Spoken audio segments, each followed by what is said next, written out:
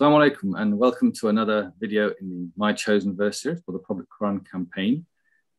Today we have joining us Khalid Anis, who is a dentist, married and a father of three, who lives and works in Manchester. He has been a Shura member of the Islamic Society of Britain for over 20 years and was its last chair. He is currently the Executive Director of the ISB, the Islamic Society of Britain.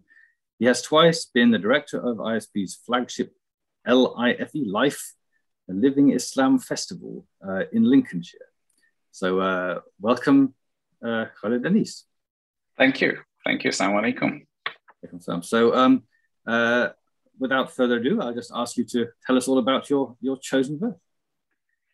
Sure. I mean, it was very difficult to choose one verse, I have to say, because so many of the verses that inspire us kind of link with each other and kind of, you know, one leads to another. However, in my own mind and in the way that I look at life and Islam, I see religion as very simple, as messages which are very clear, very simple, and easy to understand.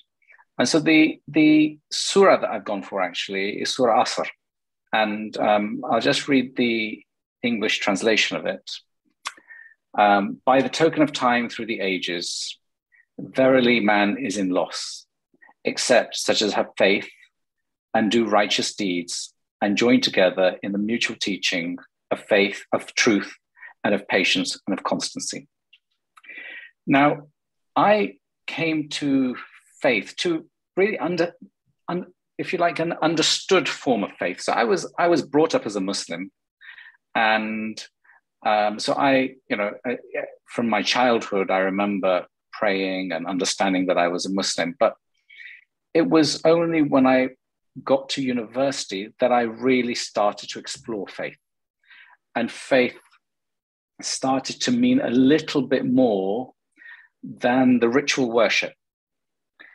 And there were a few surahs, a few ayahs, and a few hadith, which really took me kind of and had a deep impact on my life, and this was one of them. And it's so simple, but for me its meaning has so much depth. And you know, we start by looking at time. So I'm, of course, you know, I would in no way want to give tafsir of this. I'm simply giving you how the impact it's had on me and how I've understood parts of it and how it's impacted my life. So to start with time, that by the token of time through the ages. So immediately, Allah is putting in our minds the importance of time and the importance of how time is always passing. And we never get time back, and time is there and it's gone, literally. In the blink of an eye, it's gone. And of course, the next line is, verily man is in loss. So to me and to my mind, that was an acute focus about life, about how we spend our time in our life and how quickly it goes. And of course, we all know that none of us know when our time is up. And that to me, that is so powerful, to consider that every moment is precious and every moment is something that we can use to our advantage. But equally, most of us are in loss because we waste time. All of us waste time. And so that was a deep, that had a deep impact on me in the way that I thought about my life ahead, you know, as an 18-year-old, the life that is coming ahead of me. And then we go to the third ayah, which is accept. So this is now, to me, Allah is speaking to me. So I kind of understood that, okay, so, you know, we're in loss, except those who have faith, do righteous deeds, and join together in the mutual teaching of truth and of patience, of constancy. Without doubt, this transformed my view from Islam being very personal, which it is, but it transformed me into thinking, well, actually, okay, so faith is the prerequisite, absolutely. And then we move to righteous deeds and joining together in the mutual teachings. So we've gone from Islam being personal and me thinking about it in a very individual base to actually thinking that, okay, faith underlies everything. So obviously nothing comes without faith. But then we're talking about righteous deeds. What is righteous deeds? And to me, that is Islam in action. Okay, this is the taking the ritual, but actually making the ritual impactful so that it causes us to do righteous deeds.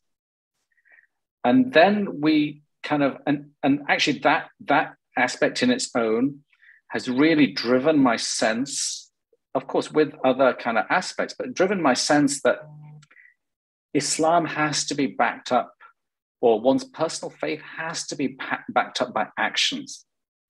It's not enough to sit in isolation doing ritual worship. This is for me, of course. You know, I'm not, of course, kind of judging anybody else.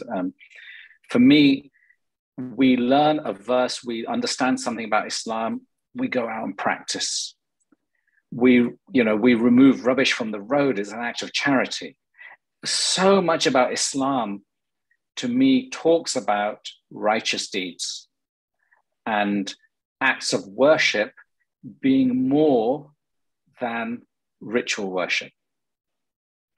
And then we go on to kind of, in the surah, it's really discussing about joining together. So now we're kind of thinking, okay, so not only are we doing righteous deeds, but actually we're now thinking about joining together in the mutual teaching of truth and being patient and being constant. Now, this is the brotherhood. This is the relationship that Islam engenders with us as a group. Now,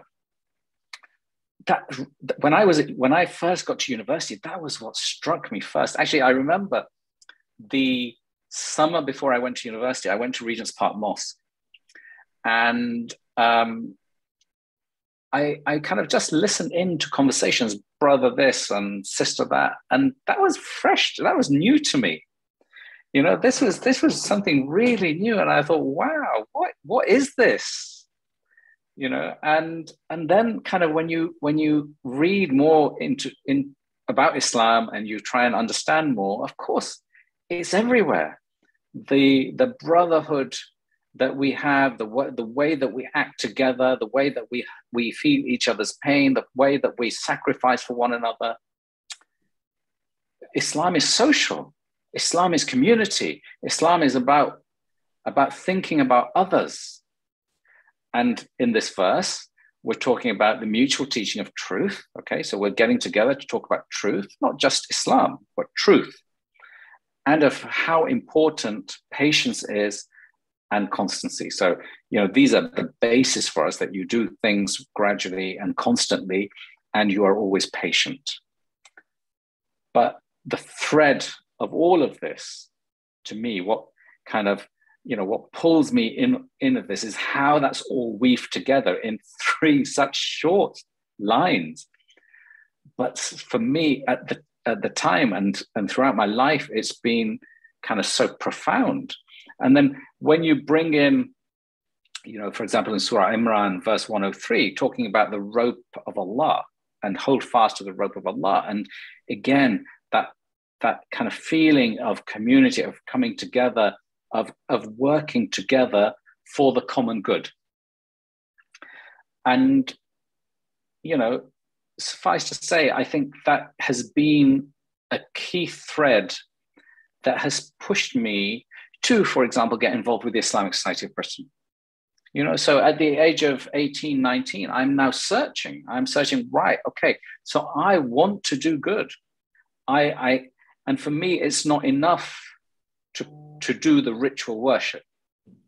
For me, it is, okay, I want to do good. Now, how can I do good? What is Islam telling me in what I need to do? Well, part of it is joining together with others, and part of it is social justice. And so that now becomes a significant thread of my life. Obviously, it's taken time, but I start getting involved with looking at different Muslim organizations and thinking, right, how can I activate myself to improve not just my life, but the life of others?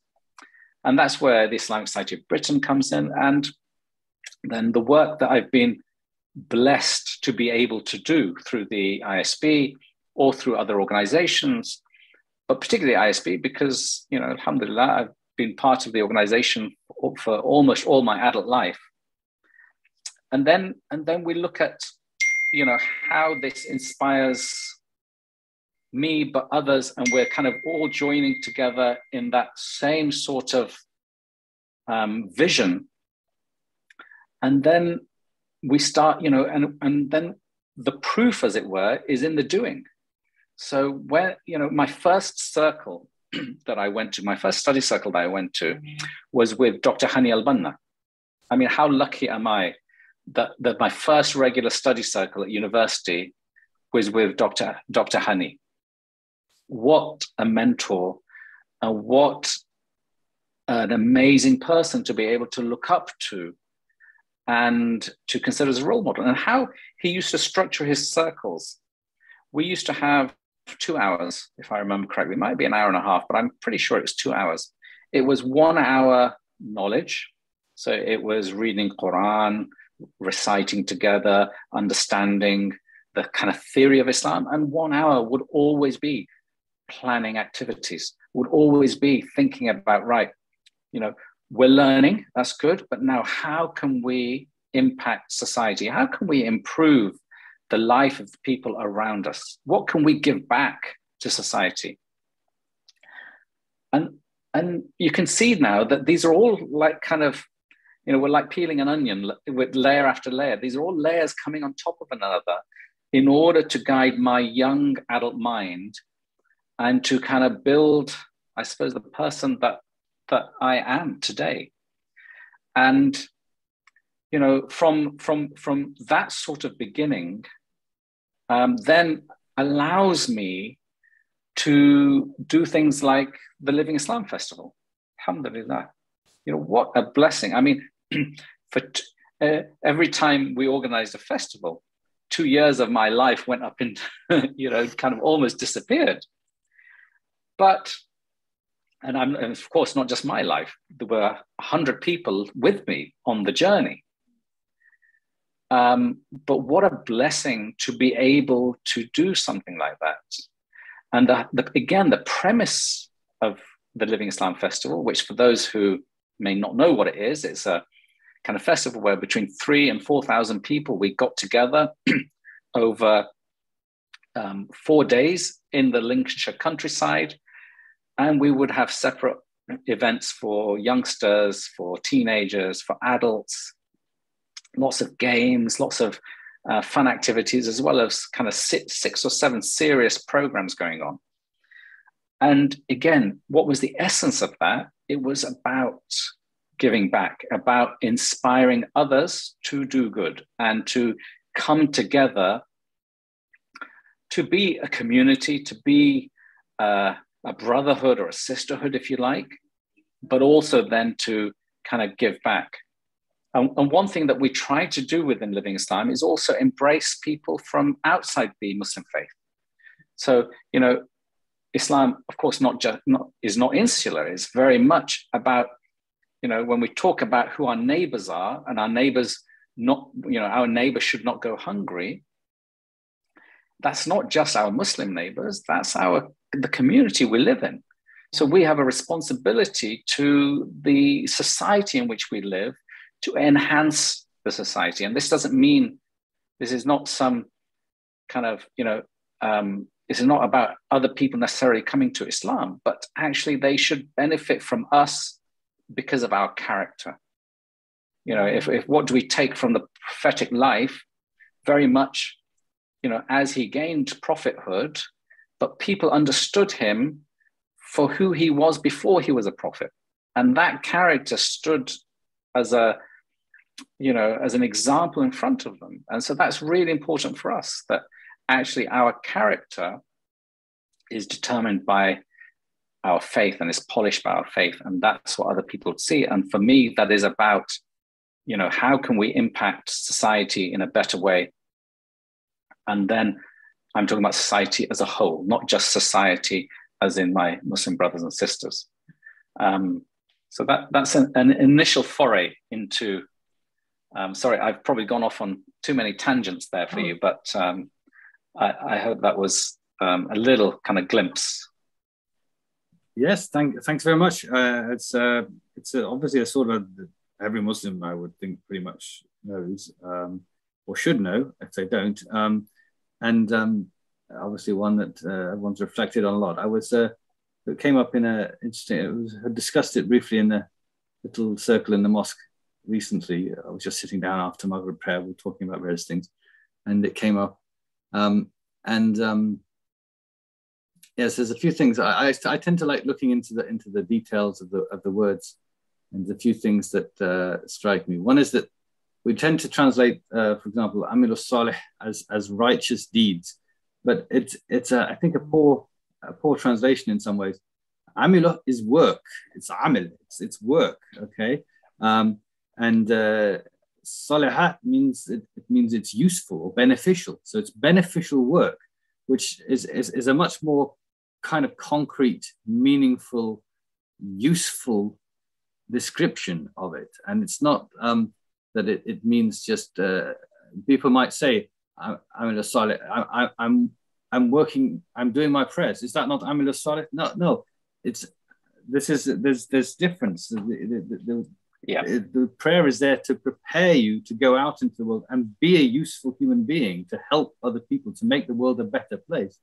And that is implied in the meaning of Amil Salih, but it's often righteous deeds could be like, I don't know, lifting your hands up and turning your, and it reminds me of a particular, this brings to mind a verse in the Quran which talks about it is not righteousness, it's not bir, that you turn your face to the left, to the right, the west, to the east, but it is bir, it's bir righteousness that you free the slave, that you don't panic, that you're good to friends, good to kin, good to family, all of these things.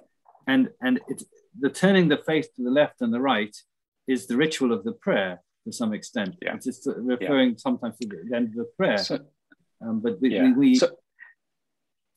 Sorry, I didn't mean to talk on. So the ritual aspect, you see, I think is this really hit me hard when I went on Umrah, and I kind of, a youngster going on Umrah, and obviously very emotional, and suddenly I'm kind of doing my tawaf around the Kaaba, and I see this massive push towards the black stone and people pushing other people out of the way in order to touch the black stone. It was actually Hajj. It wasn't Umrah. It was Hajj. I was fortunate enough to go on Hajj when I was kind of young. And I'm kind of thinking, I didn't say anything. Well, I may have done kind of in a gentle way, but I'm thinking, guys, this is ritual work. You're doing a ritual. But in the process of doing the ritual, you are actually removing so much of the benefits, because we worship to Allah for a reason, which is, of course, we are before Allah, but it's also to help us.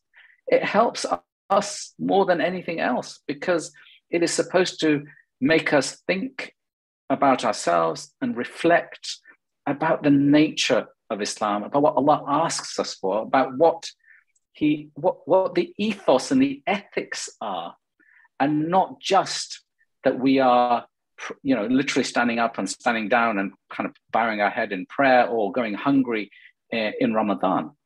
And of course we're in Ramadan at the moment, so that's a key point, that our fasting is not for hunger.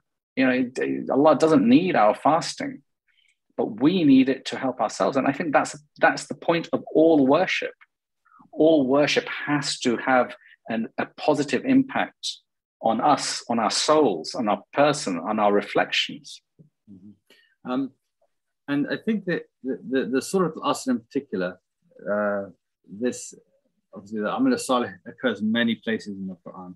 But the point you mentioned, and it just occurred to me some weeks ago, really, only this connection, and it's often in the case that the Quran has these connections between the beginnings and ends of things, and there's a kind of a ring structure sometimes they call it. But it talks about the Asr and swearing by time, but the Asr is the time of the day when the light is fading. It's the end of the day. It is about time running out. It is about your people are under pressure to do things. Time is of the essence, and you have to get things done, and you have to get things finished before it's dark. And in those days, when it was dark, you really couldn't do anything else. There was no electricity. So you had to finish everything by Maghrib. Otherwise, there's nothing. You have to stop your work. You can't work. It's too dark to work. You may have a few candles and lamps and things, but it's still the cost of that compared to being able to do it in the daylight is prohibitive. So this idea that time is running out, and then at the end of the surah, وَتَوَاسَوْا بِالصَّبْرِ, to encourage each other with patience, is the exact opposite of this rush of trying to get things done. And the idea that to be successful, you have to be patient and persevering. And the temptation when you are trying to rush is that you sacrifice on truth, or you sacrifice. Yes. So the two have to be together. And it's quite, it's an important dynamic, this thing about you don't get truth without patience. You don't get, it doesn't work. You can't persuade someone, if you to even accept a fact of truth without the patience. You have to sometimes, it takes time. It's like the rock that absorbs water, drip, drip, drip. It will absorb water and be beneficial, and then things can grow out of the ground.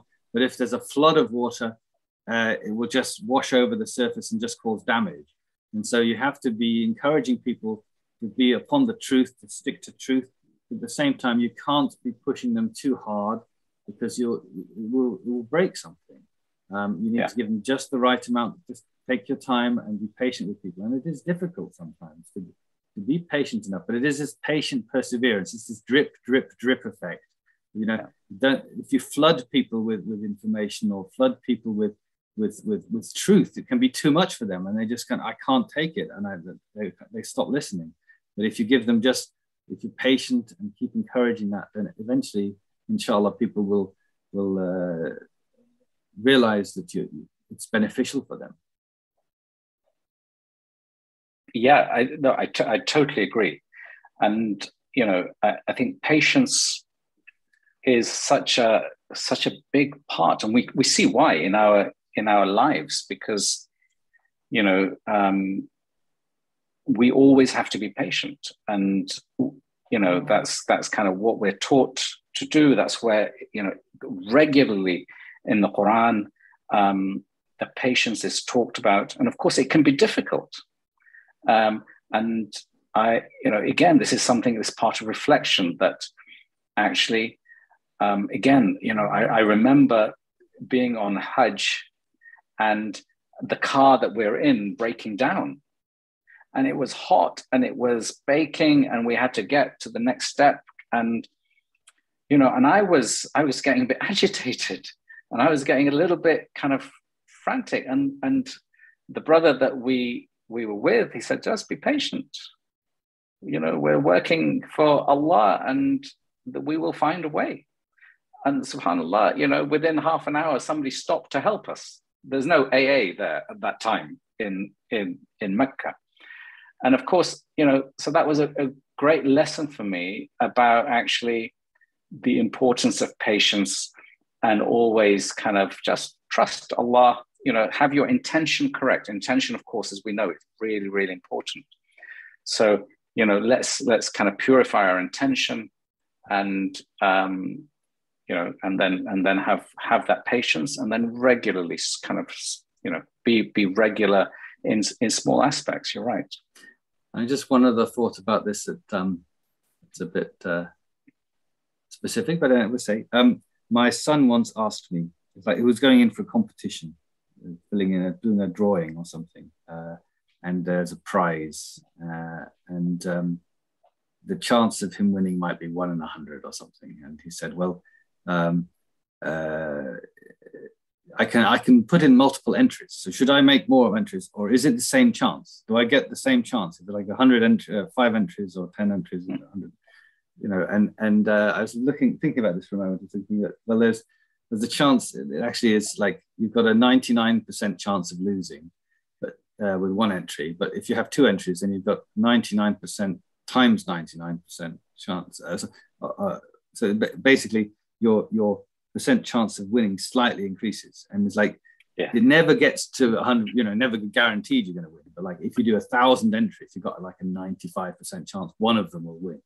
And it's like you realize that perseverance sometimes it's just like if there's a small chance of success, if you try again and again and again, eventually you have a good chance of success, because things are like that. And sometimes people think, well, if I've tried it once or twice and it doesn't work, I'm giving up. But actually, perseverance, and that's just pure randomness. And in reality, what happens is each time you do something, you learn how to do it better. And so next time you'll improve your odds. Next time you improve your chances. Next time you improve it. So luck is often made by patience and perseverance. And I think that's a very important thing. You can study it objectively and scientifically and say, yes, patience pays off. It really does. So nothing succeeds like perseverance.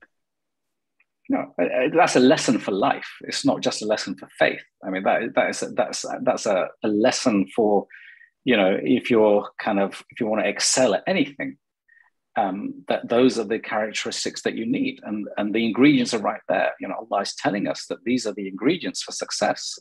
You know, in this world as well as in the hereafter. And you know, you ask any kind of professional sportsman, for example, you know, what are the characteristics that he needs or she needs? And it is about regular practice, being patient, and just that persevering when things maybe aren't going right. And I think that is just, you know, it's a lesson of life, a true lesson of life. Okay, well, I think that kind of wraps it up nicely. And thank you very much. Thank you very much for giving your time for this, and I hope you succeed in your whatever it is your next ambition is with the ISB and all the other Amilus Salih I'm sure you're working on. Inshallah. Jazakallah khair. Thank you so much.